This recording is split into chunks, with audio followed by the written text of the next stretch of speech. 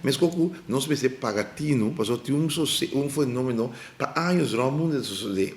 Meti um lote de produto. E lote fata 2 luna para caducar. Me vende barata, passou aí, se tem 2 luna tempo vender, então se não dá. Dor de problema de pandemia que e supply chain a pega e de half dan costo por essa ali é possível, mas compre coisa para lega luna malat. Dus na lugar 2 luna, tá luna somitim. Dus eu ribatay aqui que me passa.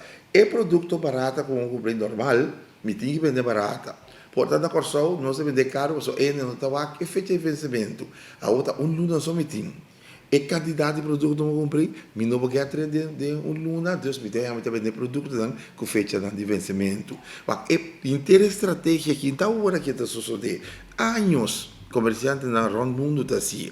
Pero, dorgo não está tendo de tempo, e está passa. Agora que pode ter como vai handle a situação. Então, a situação não está, a mim não está para paniquear, pero vamos planificar e vamos antecipar, governar que mendi, antecipar desenvolvimento.